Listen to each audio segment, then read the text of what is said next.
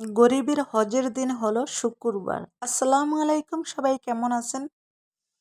আপনাদের সাথে আছি আমি মামি করোয়া ব্লগ। দূরে এবং কাছে আমার প্রাণপ্রিয় ভাই ও বোনেরা, আপুরা, বন্ধুরা যে যেখানে আছেন, আশা করি সবাই ভালো আছেন, সুস্থ আছেন এবং নিরাপদে আছেন। আপনাদের ছোট বড় সবার দোয়া এবং ভালোবাসা আলহামদুলিল্লাহ আমিও আমার ফ্যামিলির সবাইকে নিয়ে ভালো আছি।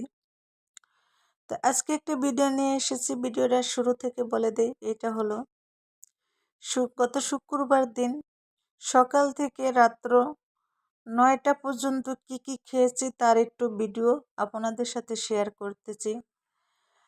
তা আশা করি দেশ এবং দেশের বাহির থেকে যে যেখান থেকে আমার ভিডিওটা দেখছেন, দেখে একটি করে লাইক দিয়ে দিবেন, লাইক এবং কমেন্ট করবেন। আর ভিডিওটা হলো আমার ভাগ্নি ঘরের নাতিন, বোন জামাই, আমার মেয়েরা সবাই মিলে একসাথে বসে খাওয়া দাওয়া, আড্ডা, এগুলা শুক্রবার দিন আসলে সবাই ঘুরতে যায়। বিশেষ করে আমার ঘোরাঘুরির সময়টা খুব কম, আর আমিও ঘুরতে খুব কম যাই। যেমন শুক্রবার দিন সকালবেলা ভাবলাম যে কি খাবো। রুটি তো এমনি তো আমি খাই না, পরোটা তেমন খাই না, পছন্দ করি না। তারপরে ভাবলাম যে আমার নাতিনেরা বেশি পছন্দ করে খিচুড়ি। তারা চিকেন দিয়ে খিচুড়ি রান্না করলে তারা অনেক পছন্দ করে। তারপরে ভাবলাম যে আমি খিচুড়িটা রান্না করি, আমরা সবাই মিলে একসাথে বসে খাবো, তাই আর কি। তাই খিচুড়ি খাওয়ার জন্য শসা, লেবু,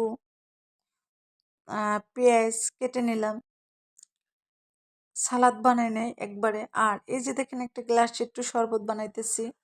আর গত শুক্রবার দিনে করলাম অনেকটাই গরম ছিল, কিন্তু আজকে হয়তো জানি না অন্য অন্য জায়গায় গ্রামে কিন্তু একটু ঠান্ডা পড়ে, বাট আমাদের ঢাকায় এখনও তেমন একটা ঠান্ডা লাগতেছে না, এখনও অলরেডি ফ্যান ছেড়ে ঘুমাই।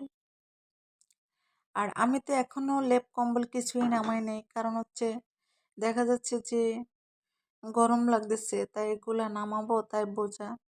শীতের দিনে কিন্তু খাতা কম্বল না হলে ভালো, ঘরের পরিবেশ ভালো লাগে না।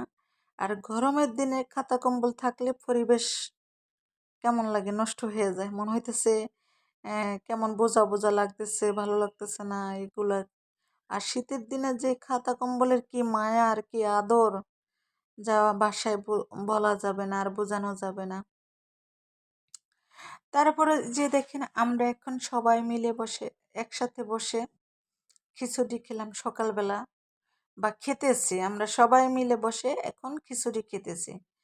আসলে সবাই মিলে একসাথে বসে খাওয়াটার মজাটাই আলাদা। এই যে আমি কিন্তু আমার মেয়ে ক্যামেরা ধরে রাখছে আর আমি কলম খেতে আসছি। পরে বলল যে মা তুমি খাও, আমি ভিডিও করি। আমি বললাম যে আচ্ছা ঠিক আছে, ভিডিও করো, সমস্যা নেই। আর ভিডিও যদি না করে তাহলে মেয়ে না করলে একটু আমার কষ্ট হয়ে যায়, কারণ হচ্ছে আমি ক্যামেরা ধরে ভিডিও করে মানে কাজ কাম এগুলা মানে এক এক হাতে সম্ভব হয় না। এক কথায় এক হাতে সম্ভব হয় না, তার জন্য আমার মেয়ে আমাকে একটু হেল্প করে, এজন্য আসলে অনেকটা ভালো লাগে। এই তো এক এক করে সবারই খিচুড়ি খাওয়া হয়েছে, সাথে আবার কোক খাইলাম। আসলে খিচুড়ি পোলাও যাই খাই তার সাথে একটু কোক এবং 7 আপ হলে অনেকটা ভালো লাগে, অনেক ভালো লাগে। জানি না কার কার কাছে ভালো লাগে, আমার মতো কে কে এরকম পছন্দ করে।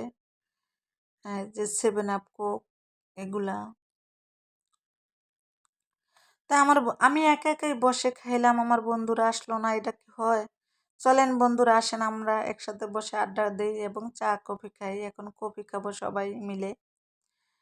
আমাদের সকালের খাওয়া দাওয়া শেষ, এখন কি করলাম, কফি খেলাম। কফির জন্য দুধ কাপে ঢেলে নিলাম। এই যে এখন কফি বানানো অলরেডি হয়ে গেছে, সবাই একটা একটা করে নিব কাপ। যে যেই কাপে খাইবে তারে ওই কাপে দেওয়ানো হবে। তার জন্য মানে এরকম আমার এক কালার কাপগুলো হয় না, এক একজনে এক একটা কাপে খায়, তার জন্য আর কি, মানে মর্জি, এক কথায় যা বোঝানো যায়, যেমন মর্জি। যেমন আমার আর আমার মেয়ের দুইজনের কাপগুলা এক্সট্রা আলাদা থাকে। মেহমান আসলে মেহমানের কাপগুলো আলাদা থাকে। কারণ হচ্ছে একজনের আরেকজনের খুব ব্যবহার কমই করি। আর বাসার ভিতরে যে আমরা তিনজন আছি, তিনজনে একজনের আরেকজনে খুব ব্যবহার কমই করি। আর গেল সকালে নাস্তা খাওয়া বলতে চা কফি খাওয়া শেষ। আবার আমার বোনের হাজবেন্ড মসজিদের থেকে আসছে, আসার পরে পেঁপে কেটে দিলাম। পেঁপে খাওয়ার পরে দুপুরে খাবারের আয়োজন করলাম। এই যে দেখতেছেন দুপুরে খাওয়ার আয়োজন করলাম সালাদ, তারপরে পেঁপে কাটলো। বলতে পেঁপে এমনিতে খাবে, যে আবার কেউ ভাববেন না যে আসলে খাওয়া মানে পোলাওর সাথে কি পেঁপে খাইবে, না কখনো না। এটা কেটে রাখছি, যে খায় খাবে, না খায় নাই, সোজা হিসাব। আর এই যে দেখেন আমি প্লেটে পোলাও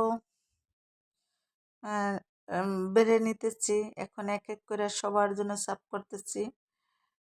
হ্যাঁ, সবাই এখন খাবো, বসে বসে সবাই খাবো। আর একটি জিনিস হলো কি জানেন, আমাদের বাসায় মেহমান আসলে একটা জিনিস ভালো লাগে।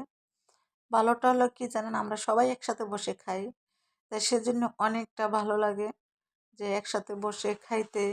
আর যেহেতু আমার টেবিলটা আর ডাইনিং টেবিলটা হলো 6 চেয়ারের, তো দেখা গেছে 6 চেয়ারের হলো। তারপরে উম, এরকম মেহমান আসলে আরও চেয়ার বাড়তি আছে, সবাই মিলে বসে খেতে পারি আর কি, টেবিলটা একটু অনেক বড়।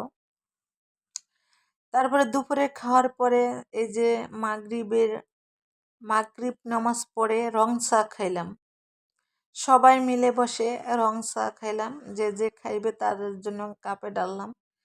মাগরিবের পরে আসলে রং চাটা খেতে খুব ভালো লাগে, কারণ আদা দিয়ে যদি রং চা লেবু দিয়ে খায় তাহলে তো টেস্ট মজাই আলাদা।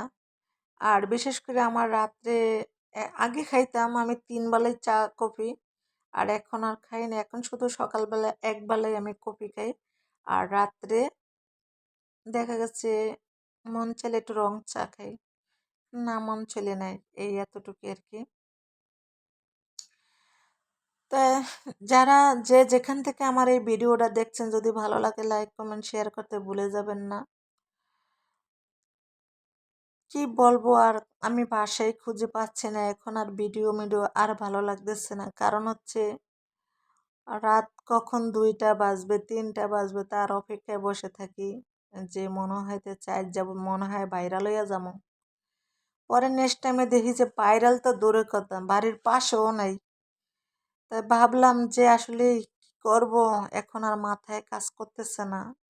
একটা ভিডিও করা, ভিডিও এডিট করা, ভয়েস দেওয়া, ভিডিওটা আপলোড দেওয়া আসলে অনেক কঠিন।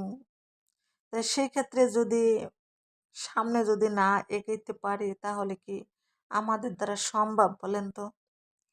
মনে হইতেছে যে আমাদের দ্বারা এই কাজটা সম্ভব না, তারপরে কি করব? এই পথে আসছি, আসার পরে এখন যদি সবাইকে ছেড়ে চলে যায় তাহলে তো মনটা আরো খারাপ লাগবে। তখন অসহায় অসহায় লাগবে, মনে হইতেছে যেমন আমরা অসহায় হয়ে গেছি, মনে হইতেছে কি জানি হারিয়ে ফেলেছি, তা এরকম লাগবে। তাই সেই জন্য ভাবলাম যে যাই হোক, যতটাই কষ্ট করছি আরো সামনের দিকে কষ্ট করি, যদি আমাদেরকে ভালো লাগে তাহলে আমাদেরকে ভাইরাল করে দিবে, আর যদি আমাদেরকে ভালো না লাগে তাহলে তার ভাইরাল করে দিতে পারবে না। তাই যাই হোক, সবকিছু মিলাই কিন্তু ভিডিওটা করছে। সন্ধ্যা নাস্তা খেলাম, রুটি ছিল, চিপস, মানে আলুর চিপস, এটার কথা তো না বললে নয়, এটা তো আমার মেয়ের প্রিয় খাবার। মাশাল্লাহ আলহামদুলিল্লাহ, আমার মেয়ে পছন্দর খাবার।